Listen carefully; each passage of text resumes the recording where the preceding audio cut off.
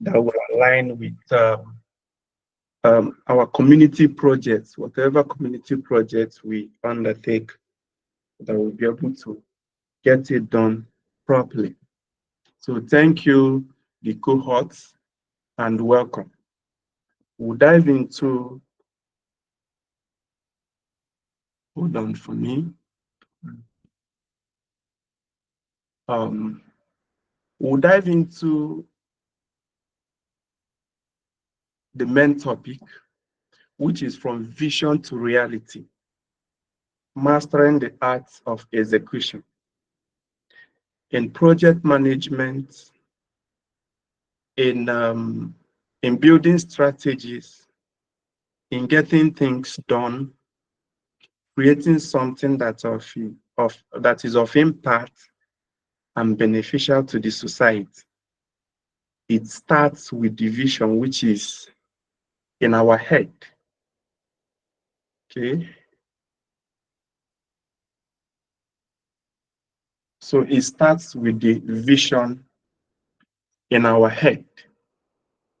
You know, that mental picture, that idea that we have of bringing something into reality. So that mental picture is the vision. But then, vision is nothing without execution. If you can't bring your vision into reality, it just stays with you, and there's nothing much you can do with it. So, at the end of this section, I'm believing God that we're able to learn how to transform our ideas into actionable plans, not just plans, actionable plans, things that we can work on.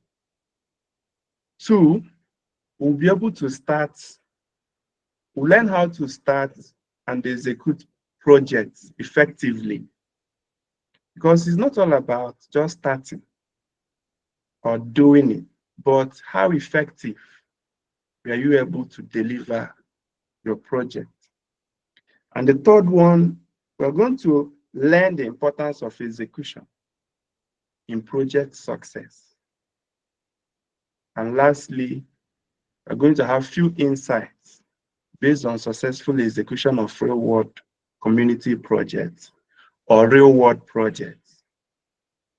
I'm in the construction industry. So some of the stories I will share with you will be from my construction management experience. But the principles of execution are universal. So you can get one or two that you can apply in your community projects that will help you to make it better. Then, understanding execution. What is execution? Is there anybody? Please, I would like this class to be more of interactive so that it will not be as if I'm lecturing. It is supposed to be an interactive section so that there will be effective learning, effective communication, and effective learning. So, is there anyone that can help us? Or just your own definition of execution? Okay, sir, we have two people. Anyone? Yeah. Fortune. Okay, we have Fortune. All right. Okay, so in my own understanding, in my own personal understanding, I think execution means carrying out detailed plans that has a particular goal, that has a particular purpose, that have a particular result, carrying it into action and bringing about the modules, the systems, and the structures to put it into place and to make it be an actionable that can be tracked on point when it progress. Thank you.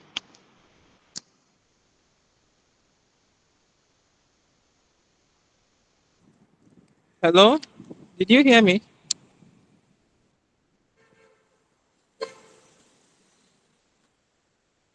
Hello. Fortune, thank you very much. Is well, are you there? Yes, I'm here. Okay, I said Yes, thank you. sir. Let's Okay. hear from Is Okay. well. So I think it's basically in line with what Fortune said. It's just the final stage of putting your plans into action. That's just Yes, it. the final stage of putting your plans into actions. That's wonderful. Thank you. Both of you answered very well. And we're going to build on that. In project management or project execution, in project execution is the stage of the project where everything you and your team has planned is put into action. You know, in construction, we start with the vision of the owner or the vision of the client. This is the kind of thing I want to have. We narrow it down to what we call brief or briefs, where we are able to say, okay, it's not just a mental picture, it's not just a fantasy any longer. You're not just going to build heaven on earth, but it's going to be measurable. And we get to the point of designing it, getting it designed so that we can look at the picture, what we call your architectural designs and other forms of designs. And then after that, we go into the the project execution proper, which is the construction process. And at that time, for you to have a proper workflow, you get in project managers who are going to put these actions in order so that it will flow very well. So execution is the stage of the project where everything you have planned is put into real action. Then the next thing is, why do we execute? Why do we need to execute?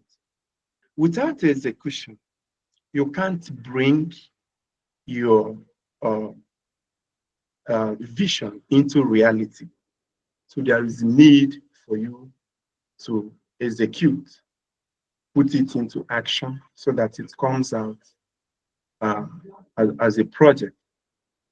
Then the next thing we're going to look at, who is controlling the slide? I think you are too fast. The last slide, okay? We need to execute in order to bring our vision into reality. Thank you. And then vision without execution is merely a dream. Those who are into tech or startups, there's something that we used to say. I say that idea worth whatever you call it. But it doesn't worth anything until you put it into action, until you are able to bring the plan or the vision or the idea you have into reality where it solves a particular problem.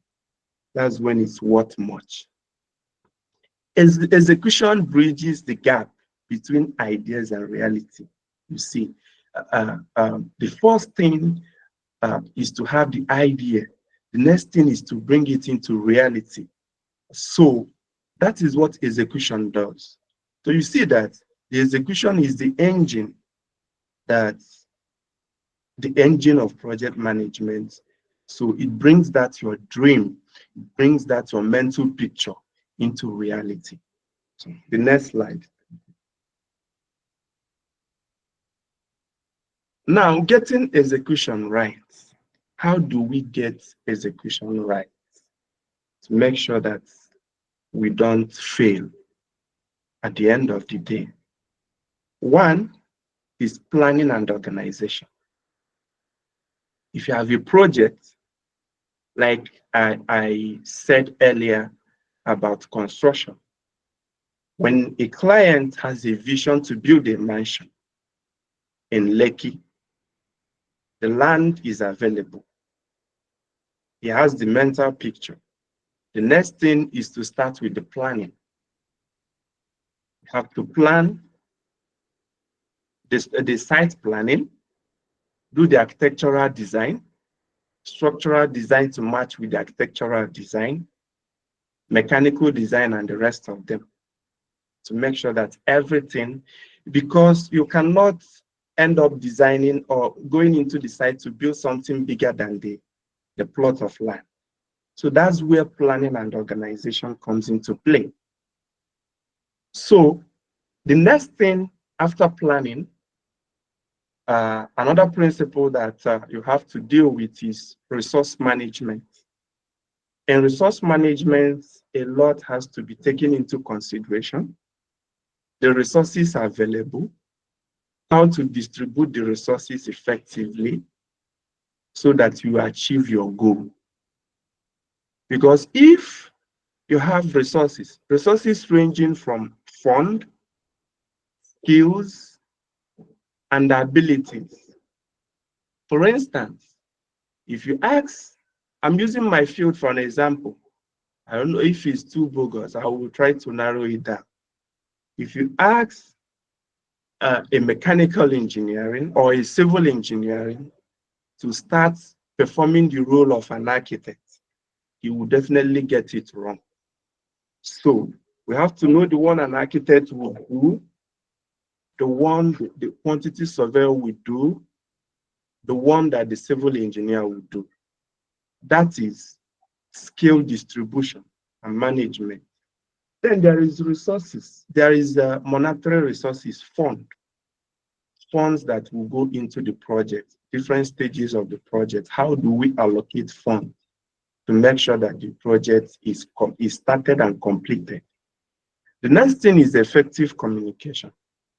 Communication is very important in project execution, because if you are unable to communicate your ideas, your plans to your team, they will be doing a different thing.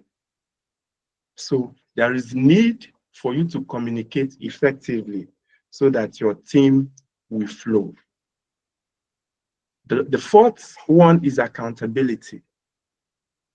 Accountability in the sense that when a team is well set up and there's already a culture within the team can self-regulate with the right leadership.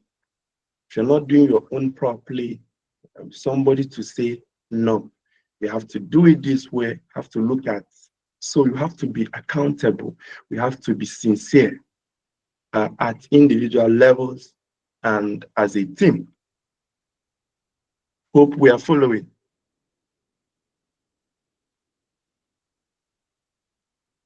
The next slide, please.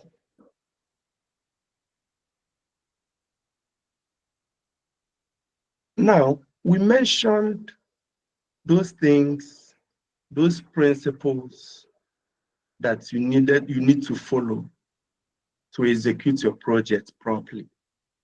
Then, why do projects fail? We've seen failed projects ranging from government projects, individual projects, organizational projects, and even NGOs like ours, or like Power Shift. People start projects and on the long run, it's not completed. That becomes a failed project. One of the reasons why project fails, or some projects fail, is lack of clear vision or goals. Vision is the origin. Is your vision clear enough? Are you certain? Are your goals well specified? For instance, you want to build the biggest mansion in your community, and you get an architect. You start telling him how you want to build the biggest, the tallest, and all that. Then there will be room for functionalities. These things we are building quite well is a vision that you have in your head, but we have to attain a reasonable goal. something that we can actually serve the purpose of the project. So the vision must be clear, as well as the goal, the origin, and the purpose that it will serve at the end of the day. If the vision does not align with the goals, you have to change it, or else along the line, you will realize that you've embarked on something that will not serve the purpose. The second thing is poor planning and resource allocation. When you don't, there's a saying that when you fail to plan, you've planned to fail, right? It's the same thing with any project you want to embark on. You want to build a house, you must be able to know that this is where we have a column, or what we call in a layman's language, pillar. This is where we are supposed to have a beam, and plan it from day one.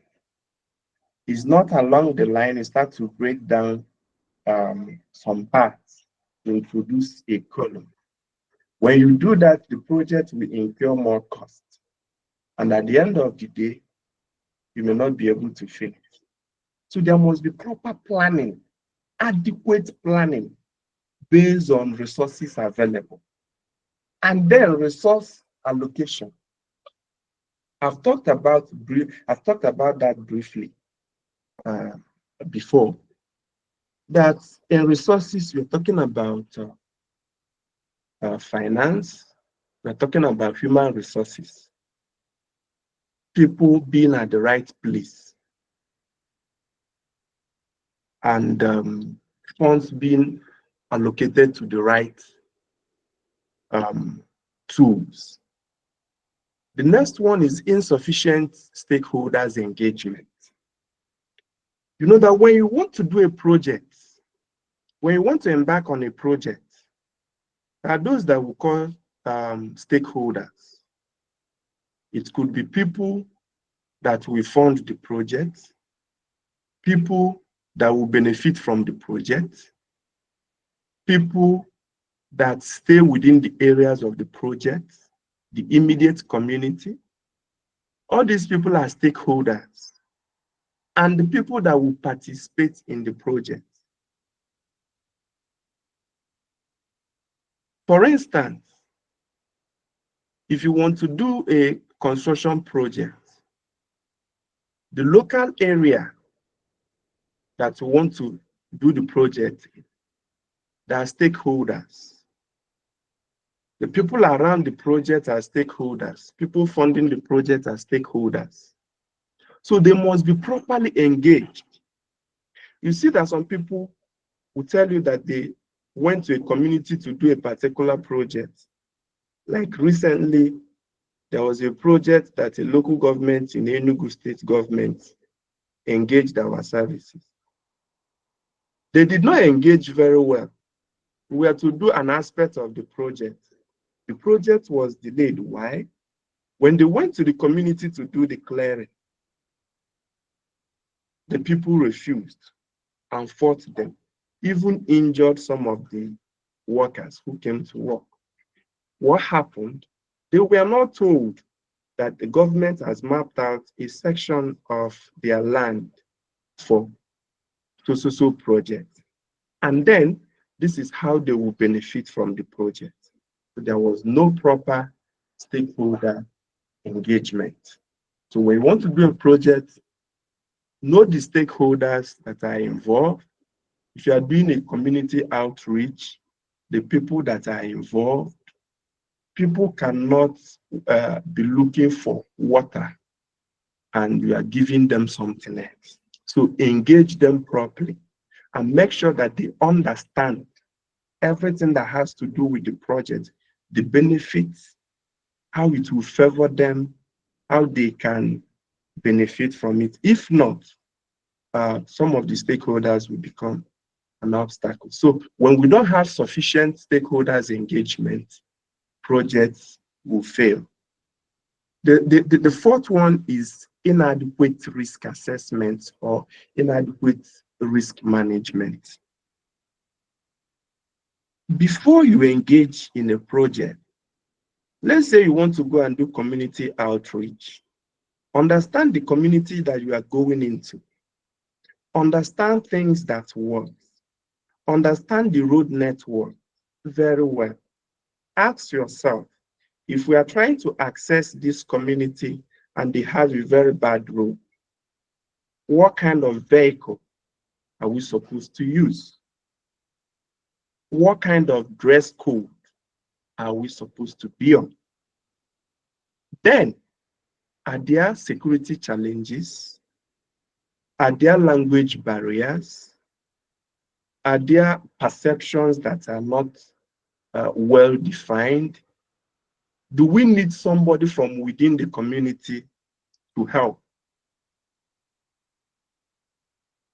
These are some of the risk assessments. If there's a security challenge, what is the magnitude of the security challenge? Is this something that we can make plans for? Do we need to get the police involved? Do we need to engage directly and some other? You don't just wake up and go into without considering risk. You have to assess the risk and then develop a proper management for the risk. Because one thing is sure, every project comes with risk. You must identify the risk and develop the right tools or the right channels to deal with the risk. If you don't do this or is inadequately done, it could lead to the failure of a project. Hope we are following. Are we there? We are there, sir. We're All right. following. Okay. So the next slide. Then we come to the point of this is a very critical aspect of project execution. In whatever you do, resources is the key. You need to get it right. We have human resources and we have financial resources. How do we mobilize them properly? One, we start with human resources. Identify skills and roles needed for the project. Identify skills and roles needed for a project. Let me tell you, for instance, from my own profession, somebody who's building what we call a story building in Nigeria. Story building is usually a ground floor and one upper floor. Although in the professional terms, we call it two-story buildings, because a story is a floor. A floor is called a story. But usually in Nigeria, we call it a story building, like duplex that you do have. You don't need the service of a structural engineer. Understand? But you need the service of an architect, need the service of a builder, you need the service of a quantity surveyor. Now, if you go and hire a structural engineer, when the project does not have structural complexity, you're going to waste money on paying the person. So, in any project that you are doing, you have to identify the key skills, the skills and roles that are needed. Then you have to strategize or develop strategies for recruiting for community projects. Have people who are volunteers, and then how you build them as a team. It's very, very important to identify the skills and the roles and hire properly. And in community projects, you have to get people who want to be volunteers. And even when you are getting the volunteers, find out the area of the strengths and weaknesses. Somebody that is not very good with people can be at the back end, controlling the computers and getting the materials ready. You don't have to put him at the front, talking to the people or relating with the people, because he or she does not have good communication skills. But the person might be a good, might be a tech person who's very good with systems, so he can help with the systems, while those people who know how to talk to people do the direct engagement. So you identify the skills and the roles needed, so you don't put the wrong person in the wrong place. Yeah, even the wrong person, you have to put people at the right person in the right position. The next thing is financial resources. There should be proper budgeting. You must be able to estimate cost and plan for funding. You have to, don't just jump into it. You have to know how to get the funding, plan properly how you get the funding, because if a project is not properly funded, there's possibility that you abandon it along the line. Then the next one is fundraising strategies. Usually, I was big into activism. When I met Nonso, he encouraged me and a lot of others and things that we planned together. I was big into activism and youth, organizing programs and events for youth. But there's something I understood along the line. Sometimes we might be seeking funds from the wrong people. You want to campaign against election malpractices, rigging, and the first people you are approaching are politicians, Nigerian kind of politicians. Don't you think that there is possibility that the goal of the project might be thwarted along the line? So fundraising strategies, when you want to do your project, you have to know the right people to approach for and the right grants and how you apply for those grants. I believe that is part of what you people are learning in this cohort, assessing grants. So Mr. Nonso and the rest of them and other people in power shifts that I know are very good with that, and I believe they will coach you through how to assess the right funding and all that.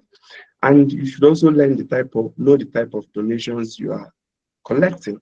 And crowdfunding is a very effective fundraising strategy.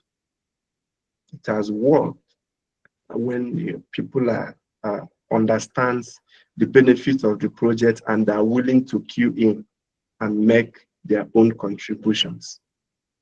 So mobilizing your resources, both human and financial resources, adequately. Next slide.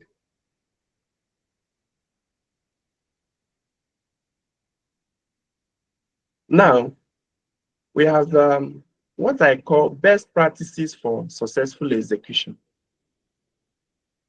Those things that will help you to execute your project successfully. The first one is to be prepared to adapt to plans as needed. Things can change. Are you flexible enough?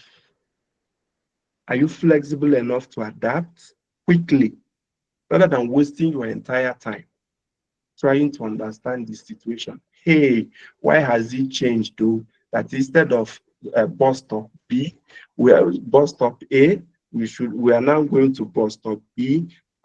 What? No. should be able to learn how to adapt and make changes because circumstances will change. There are some things that will be obstacles, but then obstacles will arise, challenges will come. You need to be prepared to adapt quickly when there is need to do that. The second one is you have to schedule check-ins to evaluate process. Everything that is being done must be followed thoroughly. In construction, there's something we call Gantt chart. It gives you, when we say that you're going to do this stage of the project, please, the slide operator, can you go to the last slide? I want to show them something. The last slide, I think. No, no. Okay, the next one. Yeah. So this is something we call Gantt charts in construction. So you see each stage and when is expected to finish. You have something like excavation, then you have to dig your foundation, and it's to be done in the first week. First is that you ensure that it's done within that period.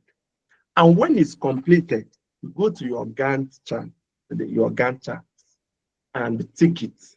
After you must have checked every aspect of it to ensure that it's properly done. So let's go back to the initial slide. Yes, so you have to schedule check-ins. You don't engage people and leave them. No, they have to be supervised. They have to be their jobs has to be evaluated. The jobs have to be evaluated with a certain standard to make sure that it meets the required standard. Can you hear me? The third one, okay, somebody is raising. Amina, you have a question? No, not really, Sasa. I just want to notify you the guys on call, and you're already 1 minute ahead of your time. So. Oh, okay. I'll begin to round up. So when we put people in positions in any project that we're doing during the execution, there has to be proper monitoring and evaluation. The last one is maintain open lines of communication with all participants. There is need for proper communication and adequate feedback. Do not make your team members, don't scare them, because when they're scared of you, they will not be able to communicate effectively with you. They would rather sweep some things under the carpet rather than bringing it up, bringing it to your notice. And before you know, those things will compile and become a bigger problem. So the next slide. So I wanted to share some personal experiences with you, but I don't have much time. But quickly, there was the time I did a project recently in Imo State. When we got to the site, we realized, for those of you in Lagos, there's this they call Omonile and all that. In some places down in the east, they will say youth levy and all that. You know what happened? These people continue to cause nuisance in the site. I decided that what I would do is to engage the locals, people from that community, to become my suppliers, because they usually disturb you when you are bringing materials. So I engaged locals to be my suppliers, and that was how I solved the problem. So sometimes you have to be very creative in order to overcome challenges that will come out of your project. Then the next slide, sorry, I won't share much because I don't have much time any longer. So the next slide. Okay, so this is our Q&A session. So There's anybody that I don't know if Amina, do I have the time? Sir, I would just suggest that we Okay. take the question and answers after the second session so that I will not interrupt the second speaker, sir. He's already on call and Okay.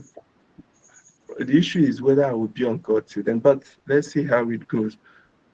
Okay, so the next one. sir. Okay. Now this is the thing. Just know that execution is the critical phase in project success. You need to plan properly, mobilize and allocate your resources adequately. And adaptation is key. You really need to know when to change or change approach or switch gear and allocate your resources properly, like I've said before. And every project is a learning opportunity. Let me tell you something that you have to take away from Power Shift. This is the the these courses are preparing you for real life challenge. So whenever you have opportunity like this, or when you people are assigned a project, no matter how small, take it seriously and learn from it. Do not be discouraged by challenges or obstacles that you might face along the line. Just take the lessons. Take the lessons. And if you continue to do that, you will build and become better in managing and executing projects. Um, Embrace the journey. Don't just get scared. Just embrace the journey. And in any journey, there are going to be some ups and downs, but embrace it. Thank you. Next one.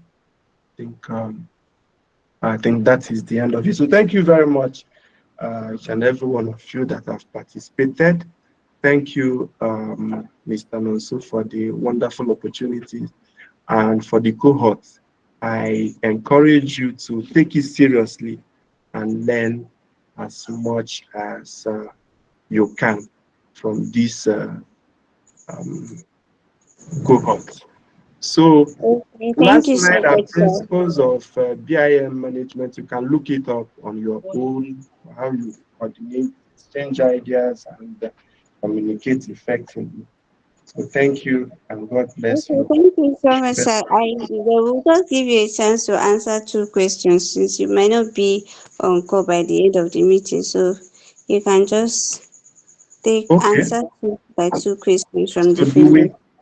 Thank you very much. I mean, I really appreciate that.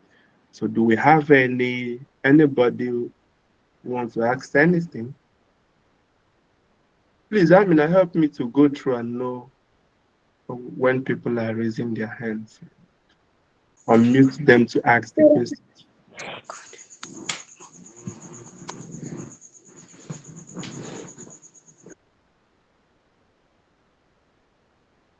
No one?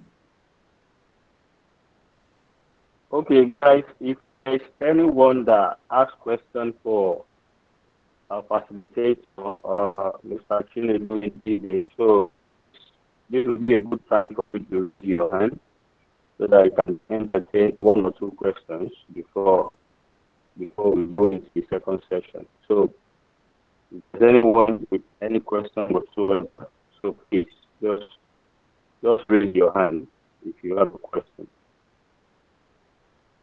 But whilst we're waiting for someone to anyone that asks, please guys, can we just take our participator? Please let's have some reactions to appreciate him. Please, can we go ahead and appreciate our participator? That was a wonderful session. That was a wonderful session. I'm sure if he had more time, he can go on and on. But the little time he has spent, I'm sure it has been fruitful. So let's appreciate him. Let's appreciate him. Thank you so much, guys. Thank you. Thank you. Thank you. So, is there anyone that has questions? If you have any question to ask, please just raise your hand. Okay. I see a hand. I see a hand already. Okay. So, okay. Is that Okay, I think it's just one person that has raised hand so far. So okay, so Mr. Ayotule, you can unmute yourself and speak now. You can ask your Thank you. question. Thank you so much, moderator, and thank you very much to our facilitator this evening. So my question is, when do you know that that a project is failing or it's bound to fail? I mean, during execution stage, and then what do you do? Thank you. Okay. Uh, Ayotunde, thank you very much for that question, which is a very important question. There are some key indicators to show you that, oh, if we continue on this path, this project, the first thing you will notice is that signs to show you that, oh, if I don't do something, this project is bound to fail. One example is when there is no proper communication. Again, you as a team leader, you're not getting the right feedback, or you see that people are not really getting your. From my own profession, when I realized that people can start getting demoralized and they don't take instructions as they are supposed to, then you will know that there's something wrong. And what you need to do is go back to the drawing board, get your team, and find out what the problem is and address it. Sometimes it might be that you've recruited a very what will I call it, a bad person, a bad egg into your team. You have to get rid of that person.